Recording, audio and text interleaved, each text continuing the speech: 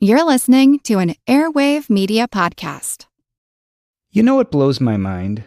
Back in the day when I was hiring for my medical practice, I found it so difficult to find the right people to fulfill certain roles in the office. But with LinkedIn Jobs, that's no longer a problem. When you're hiring for your small business, you want to find quality professionals that are right for the role. That's why you have to check out LinkedIn Jobs. LinkedIn Jobs has the tools to help find the right professionals for your team faster and amazingly for free. LinkedIn isn't just another job board. It helps you hire professionals you can't find anywhere else, even those who aren't actively searching for a new job but might be open to the perfect role.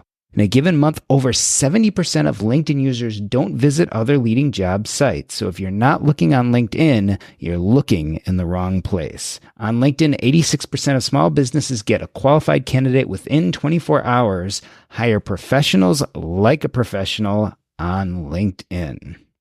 Post your job for free at linkedin.com/orientation. That's linkedin.com/orientation to post your job for free. Terms and conditions apply. It feels really good to be productive, but a lot of the time it's easier said than done, especially when you need to make time to learn about productivity so you can actually, be productive. But you can start your morning off right and be ready to get stuff done in just a few minutes with the Inc. Productivity Tip of the Day podcast. New episodes drop every weekday, so listen and subscribe to Inc. Productivity Tip of the Day wherever you get your podcasts. That's Inc. Productivity Tip of the Day wherever you get your podcasts. I'm Christine Benz, and this is the Earn and Invest podcast.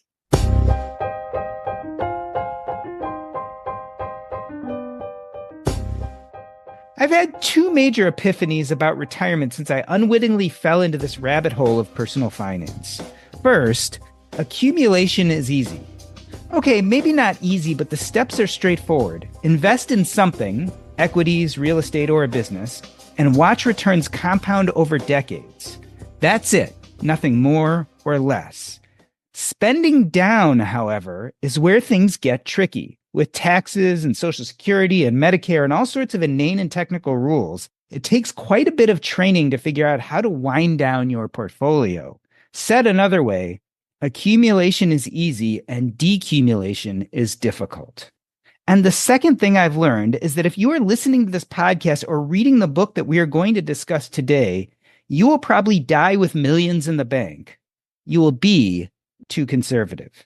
It turns out spending money for us is harder than saving it.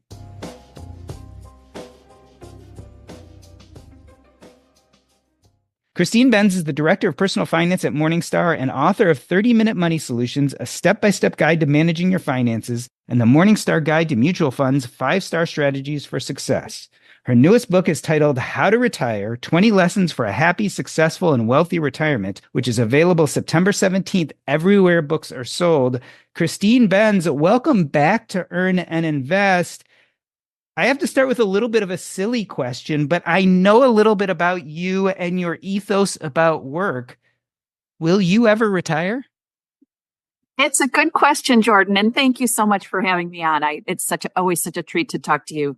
In terms of my own retirement, I will say that this project was a little bit of a me-search project where it's becoming more relevant to me and my peers how to do this project/problem of retirement. And I have begun to think more, for myself at least, that there will be a very porous border between work and retirement. And I come at it with a luxury position of really enjoying my job. And as I progress down this road of thinking about retirement, I think, I'd like to do more things that are good for humanity, good for society. And I feel like the job that I have actually gives me a little bit of an ability to do that, where I can help educate, help people feel more peace of mind with their financial plans. I was talking with Scott Burns, who's a longtime retirement columnist, and he's in his 80s now, still working. And his point to me was he thought about retirement and he said, I realized the highest, best use of my skills was probably not stocking shelves in the food pantry. It probably was doing some version of my life's work. And so I think about that. There may be volunteer opportunities like working in a food pantry or like working directly with human beings that I will pursue. But I'd like to continue to do some version of the work that I do for the foreseeable future, especially with this retirement planning stuff. I really see that people need the help. So there's a receptive audience there. I want to jump on that point for a minute because what you're saying is part of your best and highest use is doing what you're doing now, which is teaching people about retirement. But it begs the question, why has retirement become so complicated in the United States? Why is this such a struggle for people? Well, one thing that has happened without, I think, adequate discussion, which is that workers in the past, many workers had pension programs where the employer was effectively shouldering the burden of saving for their employees' retirement.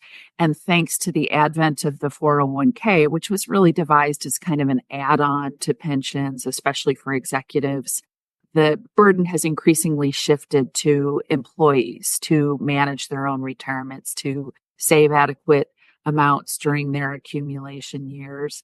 And it's just simply difficult for households to amass adequate savings. So that's really the main problem when we look at the data on median 401k balances. They're nowhere near what you would hope they would be in terms of helping someone have adequate wages, have adequate funds for living expenses in retirement. Thankfully, we have Social Security, which is a real backstop for many retirees. And, Social Security was working exactly as it should have through this inflationary period where retirees got really nice cost of living increases.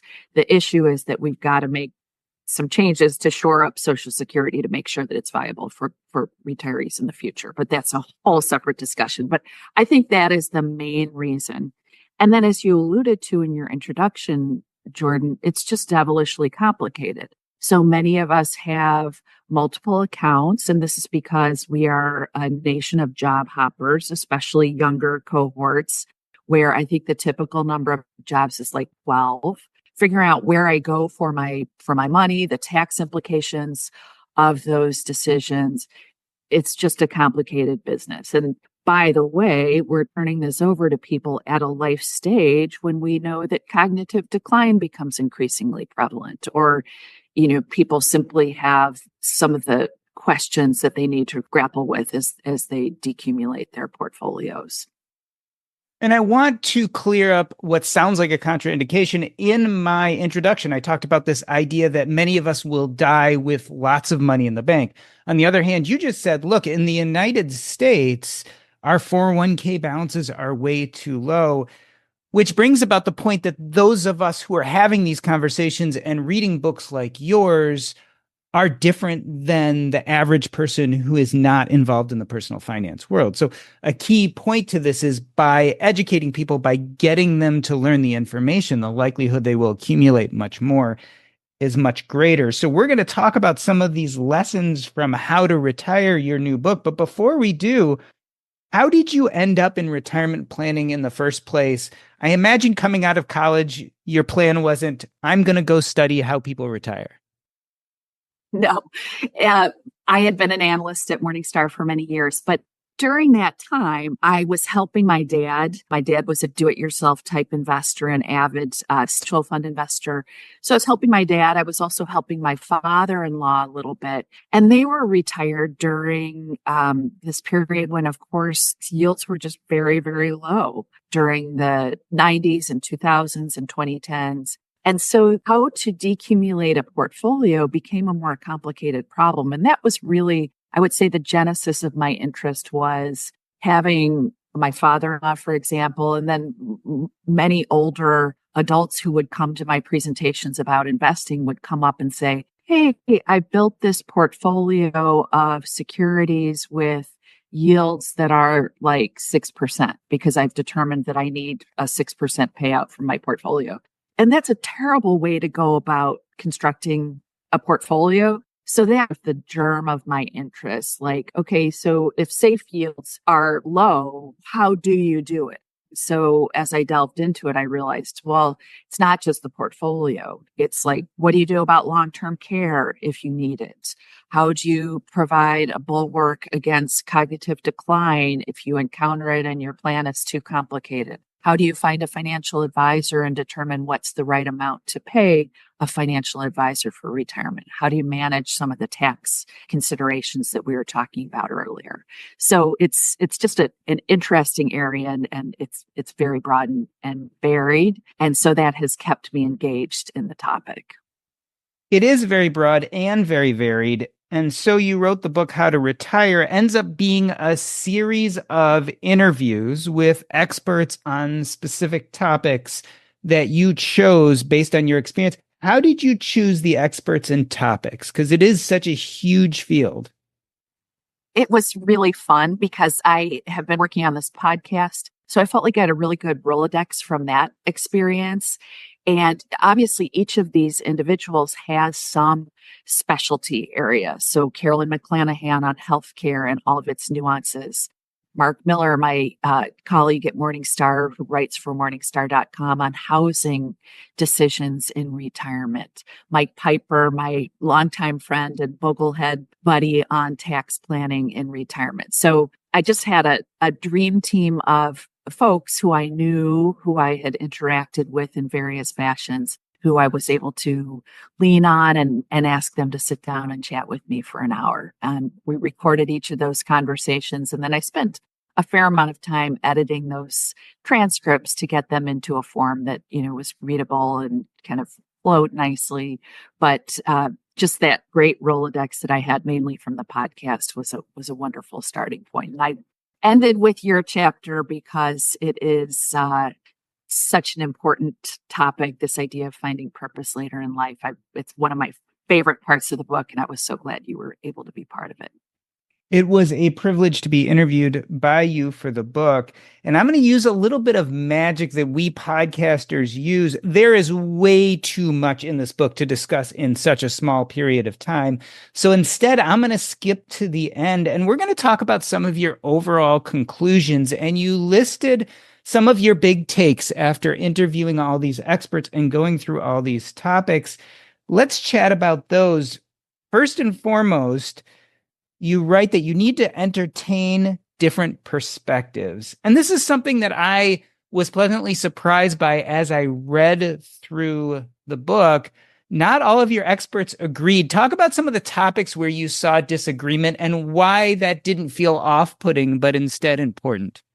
Yeah, it's so interesting, Jordan, because I would say there were a few key areas where you did see a departure, and I was happy with that because there is no one right answer for the right retirement plan. It is very individual specific, and the key is finding a program that resonates with you personally, that makes sense to you personally. You're more likely to be able to stick with it. So one real area of a departure in the book was on annuities, where you had people like Bill Bernstein.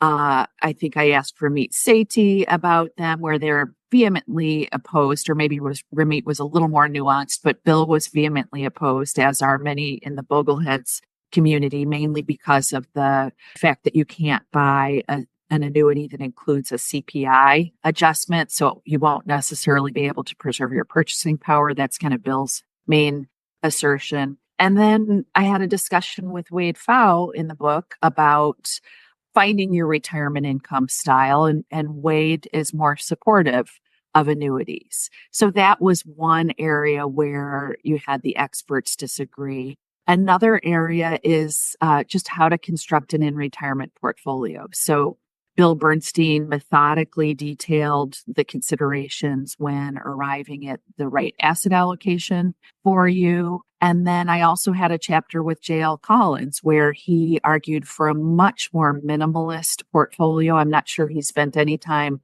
talking about Treasury inflation protected securities, whereas Bill Bernstein feels that they should be a linchpin of most retiree portfolios. So there were some disagreements there as well.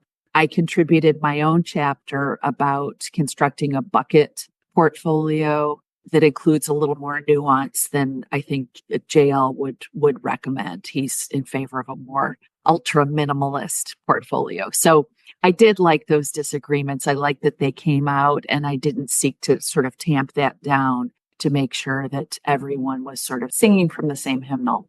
I was about to say, did you ever find yourself biting your tongue where someone said something and you're like, I wouldn't do it that way? Did you ever have those moments when you're doing the interviews? Probably. One thing I like about the project, though, to be honest, Jordan, is just that I try to practice humility in my life. And I like that there's just a humility about it. And that's one thing I like about interviewing in general. I like to be the interviewer who hangs back a little bit and lets people have their say. I know you do.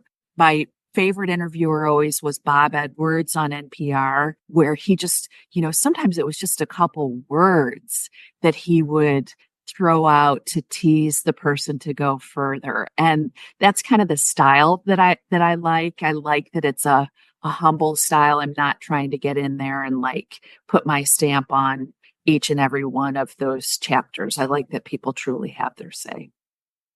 Another big takeaway for you from these interviews was don't be afraid to be a weirdo. And I think this gets back to this idea of personal finance is personal. How individualized should our retirement plans be? Because you have all these experts and they have all their ideas of what a retirement portfolio should look like. How much are we picking and choosing and building what we want our retirement plan to be? Very much so. I think we should be customizing our retirement based on our own situations, which is why I wanted to include Wade Pfau's chapter, which talks about 4 main different retirement styles. The book includes a questionnaire that people can take to kind of home in on their specific retirement plan, the financial aspect of their retirement. But I would broaden that out and say that, you don't necessarily just want to think about what people around you are doing with their retirement lifestyle. Ramit made the great point that if you are spending in alignment with sort of your internal values, you will get some funny looks that you won't necessarily be in sync what your neighbors are doing, and that's A-okay. So I love that message that this is a great time in life to experiment a little bit. And you talk about this too in your chapter, where you talk about the value of kind of thinking back to those early life experiences lit you up that you haven't had time to work on or pursue. Think about some of those things and think about pursuing them, because especially those early years of retirement, maybe the first 10 years, are really terrific life stages to pursue some of those non-work goals and projects. Another point that really kind of came to the head during these interviews was this idea of optimization. And in a sense, you say we should forget optimization.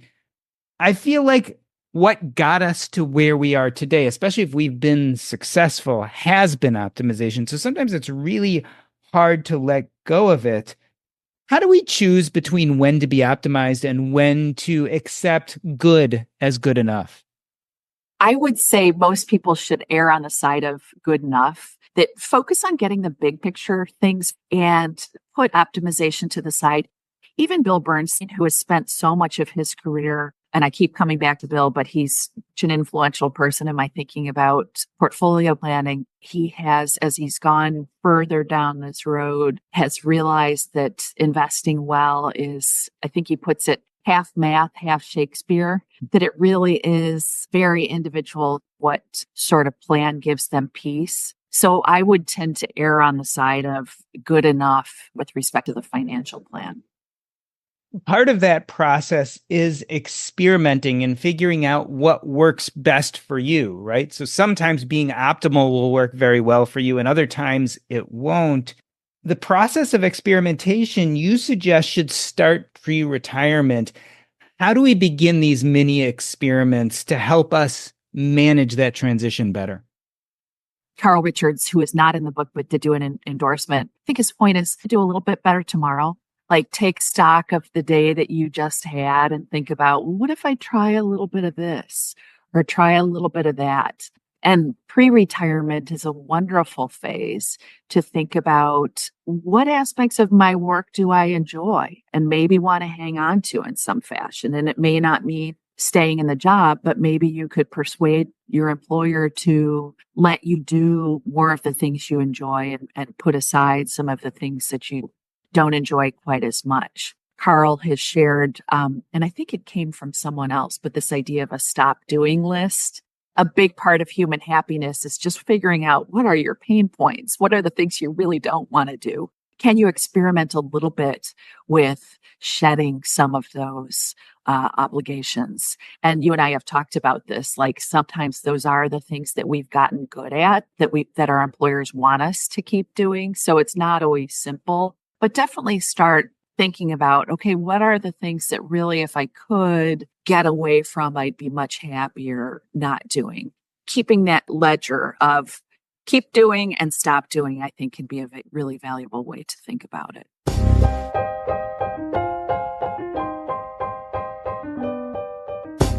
We are talking to Christine Benz. She is the Director of Personal Finance at Morningstar, and we are discussing how to retire. We're going to take a short break. I'm Doc G, and this is the Earn and Invest podcast. This episode is proudly sponsored by NordVPN. Have you ever used a VPN? I found myself doing this when I was in Mexico, and I wanted to use Netflix, but I couldn't access it unless I did it from Chicago. The VPN solved this problem. I imagine some of you are asking yourselves, well, what is a VPN? VPN stands for Virtual Private Network, and it provides the ability to establish a secure network connection even when you're using unsafe public Wi-Fi. A VPN will encrypt your online traffic and keep your virtual location hidden. Well, why is this important? I found that when I travel, I can use a VPN to do a bunch of things, and it's not only for when you travel. You can access online service securely because you are encrypted. You can get better deals because when you're shopping, certain sites offer better discounts to different countries. You can prevent ISP tracking and avoid censorship when you're traveling because some countries don't allow some websites. Generally, a VPN creates a much more safe environment when you're on public Wi-Fi. If you want to know more, you can go to nordvpn.com/earninvest. That's right, nordvpn.com/EARNINVEST and use discount code EARNINVEST. Grab the exclusive NordVPN deal. Go to nordvpn.com/earninvest and use discount code EARNINVEST and get extra subscription time. Try it risk-free now with a 30-day money-back guarantee. Thanks to NordVPN for sponsoring our show. We all know that diversification is the name of the game. We've bought our equities, we own the market, but what about outside of stocks and bonds?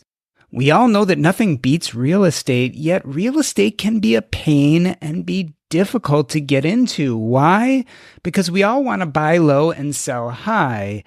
Buy low, sell high. It is a simple concept, but not necessarily easy when it comes to real estate. Right now, high interest rates have crushed the real estate market. Prices are falling and properties are available at a discount, which means Fundrise believes now is the time to expand the Fundrise flagship fund's billion-dollar real estate portfolio. You can add the Fundrise flagship fund to your portfolio in minutes by visiting fundrise.com/earn. That's fundrise.com/EARN.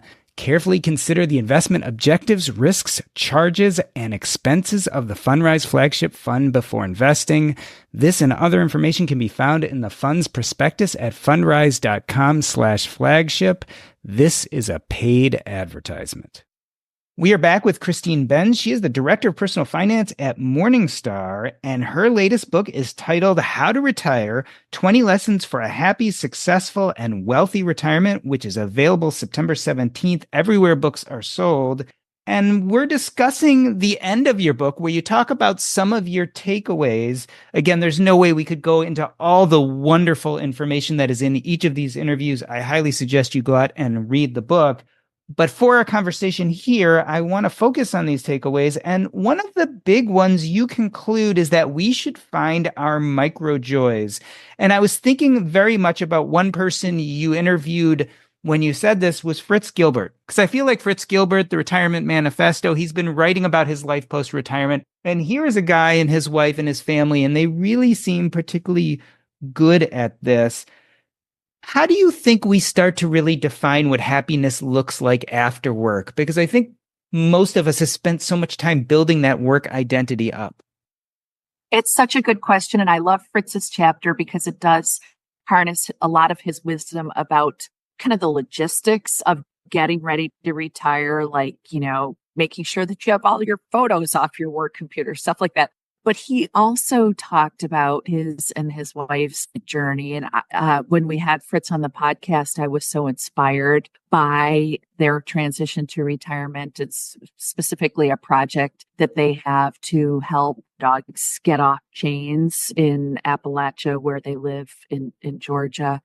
The idea is that they built these fences. They've built this group of volunteers who go in and build these fences for families, and then the dog can have a little bit of freedom and not be stuck on a chain all day. So Jeff Patak and I talked to Fritz, and it brings so much enthusiasm for the charity that he and his wife started, for the work that he does on the Retirement Manifesto blog. I agree that he has just sort of an inspirational sense about him.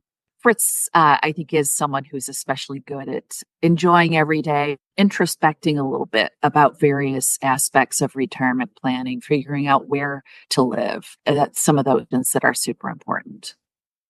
When I thought about the interviews in total, I came to some conclusions that were somewhat surprising.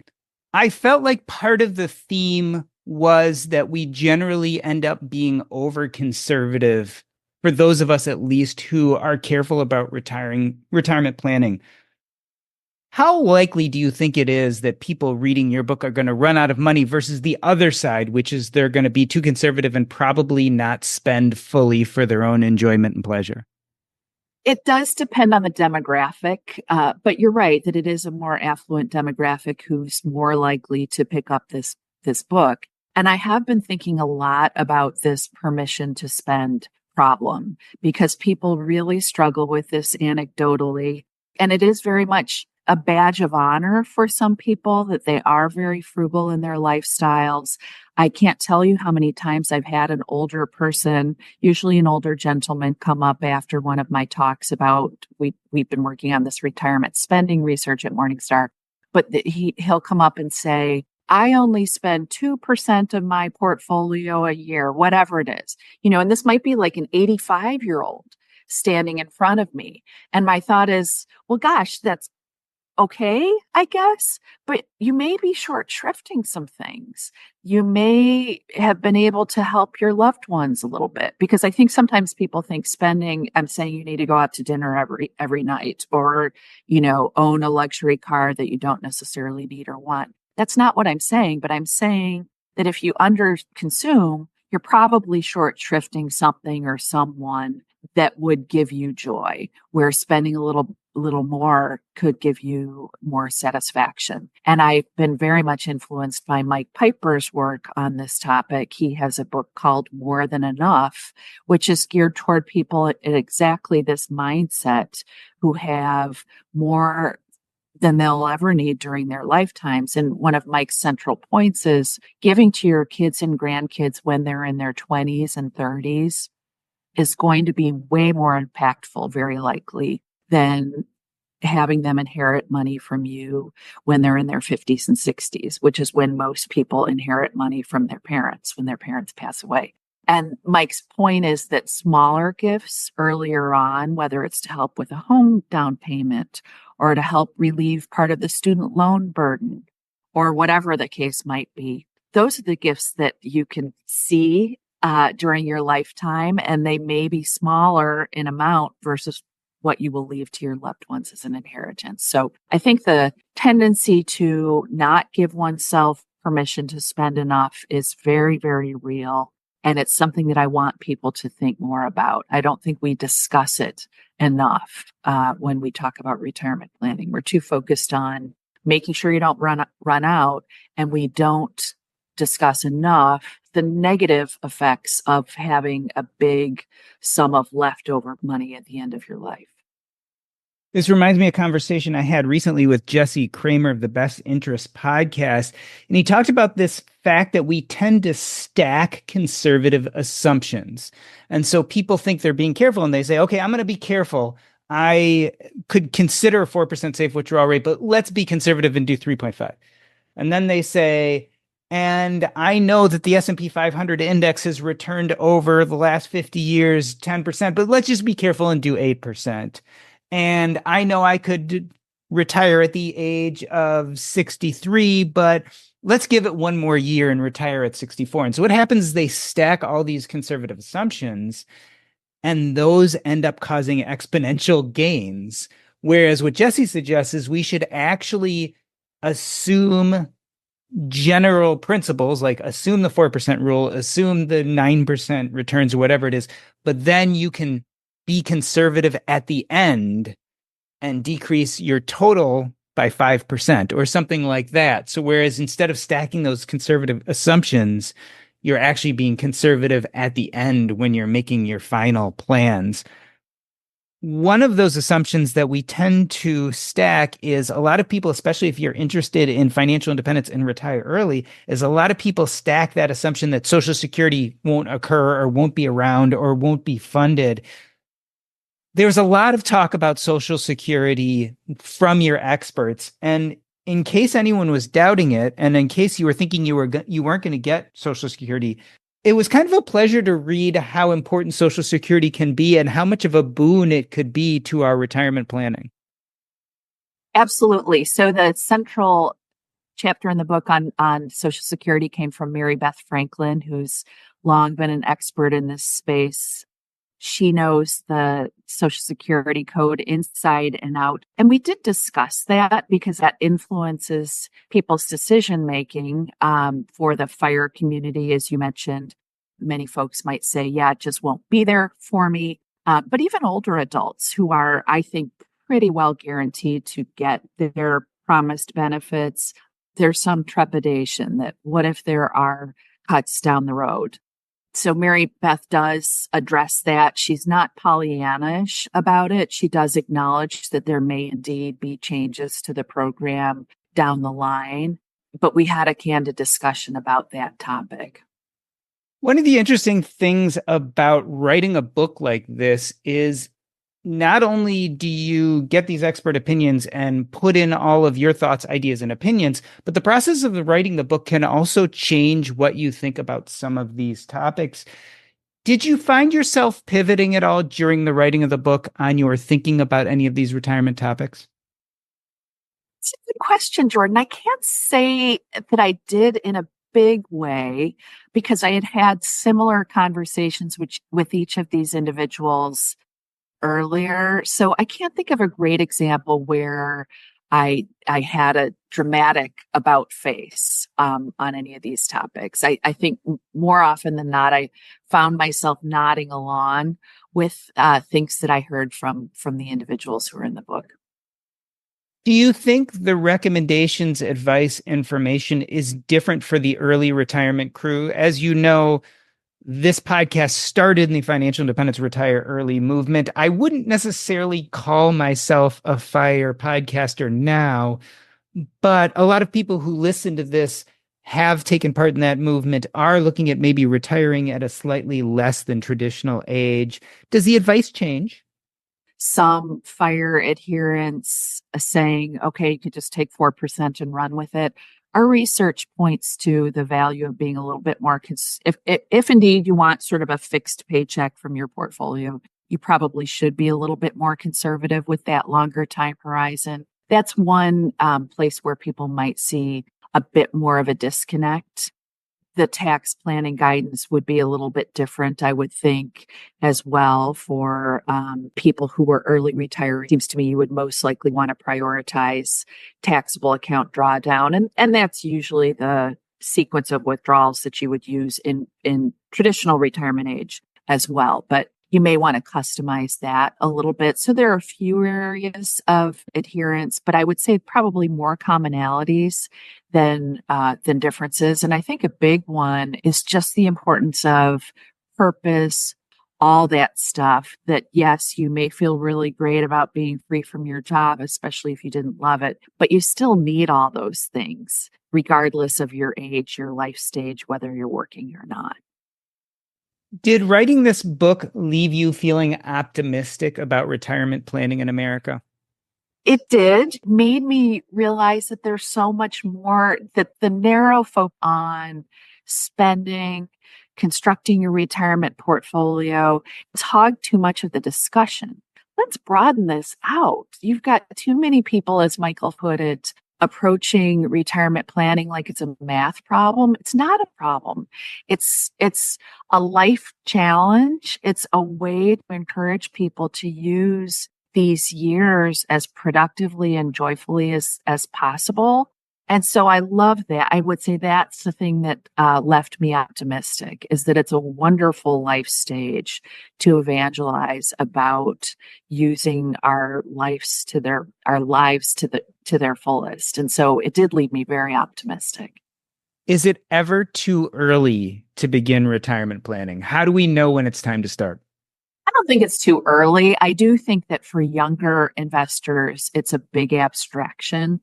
I love what the FIRE movement has done in this space, that it gets people away from thinking specifically about retirement, gets younger people thinking about financial independence and financial freedom. So I would rather, for younger folks, people in their 20s, 30s, and 40s, I'd rather they think more about just, how do I make adjustments in my financial plan to support financial independence? I'd rather they think a little bit more broadly about it. But then certainly once you hit your 50s, it is time to think about the hard decisions and the fun decisions that you want to start making around retirement planning. So it's time to start thinking about de-risking your portfolio.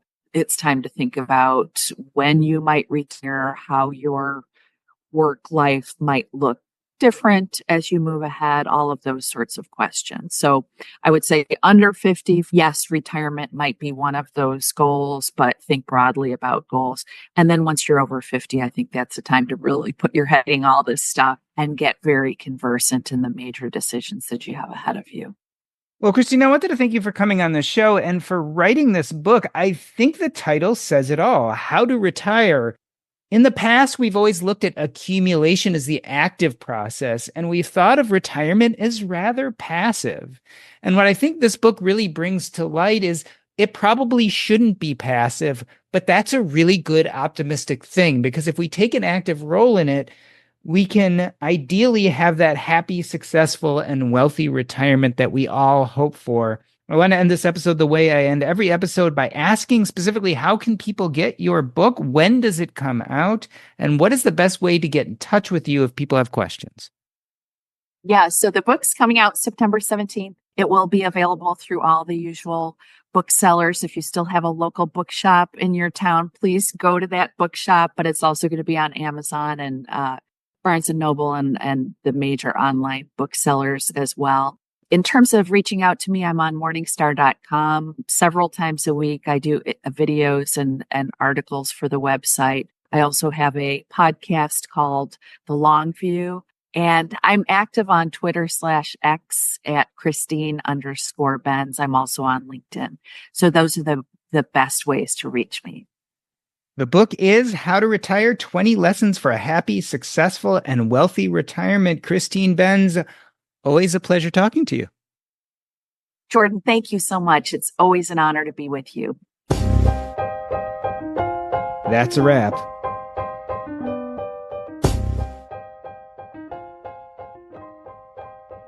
Earn and Invest is now part of the Airwave Media Podcast Network. Visit airwavemedia.com to listen and subscribe to this show as well as other fine podcasts.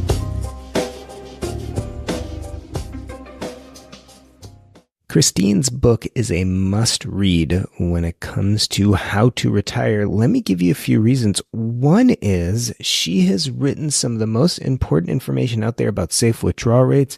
She has been studying retirement for Morningstar for years. This is not someone who's new to the game. She's been interviewing people on her podcasts, working at Morningstar, doing the research. She is one of the most clear voices when it comes to retirement. Second, this book is a series of vignettes from a number of leaders in their retirement field. So what's interesting about this book is you're really getting various opinions, and they don't necessarily all agree. But each person she interviews has a specific point of view, a specific level of expertise. And here is the problem, not only when it comes to personal finance, but specifically retirement planning, is there is nuance. If you are looking for the one right answer, I think you're going to find yourself confused because there is no one right answer. There are multiple right answers, and different answers work for different people. One of the really refreshing things about her book, How to Retire, is that you get various opinions, various answers from different people, and they're all backed up with their own reasoning. So you get to hear the why behind they decide to do things like, should you get an annuity or not? Should you look at a safe withdrawal rate of 4% or not? Should you invest in just the total market index or something else? All of this is covered in her book. Each expert is pushed to give their reasons and explain why. And last but not least, one of the reasons why I want you to get and read this book, not only because Christine is a great friend, but also the last chapter is an interview with me. And I know all of you here have heard my opinions, but we talk about things like what I learned from my hospice patients about life as well as death and spending money.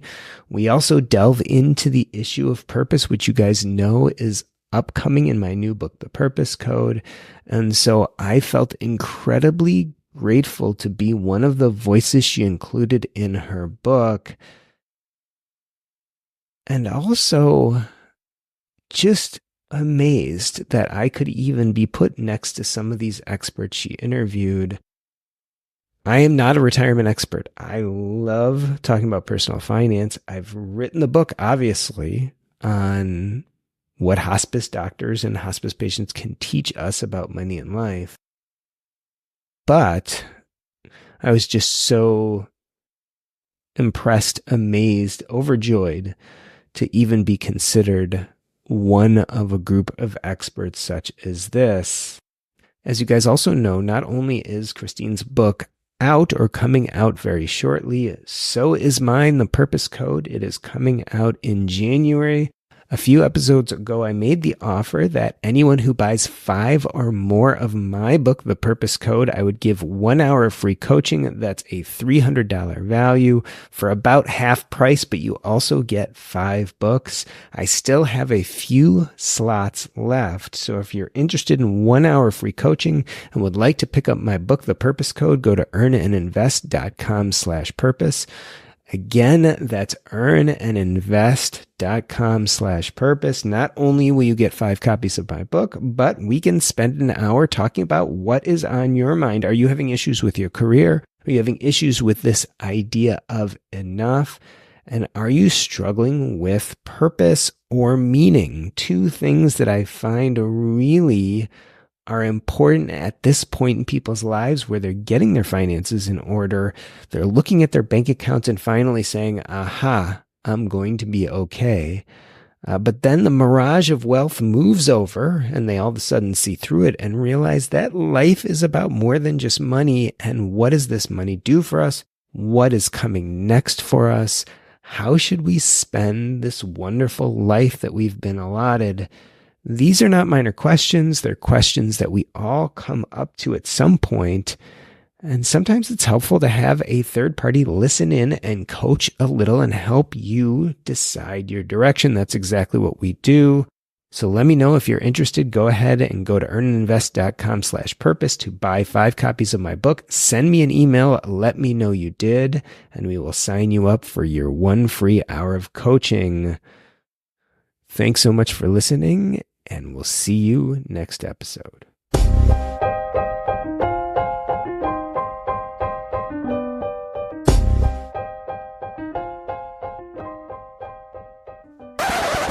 I leave things going for the after show.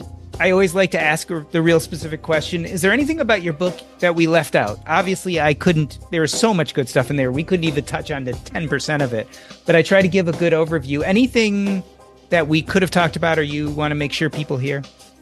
One of my favorite chapters in the book is Laura Carstenson's contribution about relationships and the value of relationships. There's been a lot of important research on this topic. The interesting thing about relationships as we age, as Dr. Carstenson's research points to, is that our networks winnow down a little bit.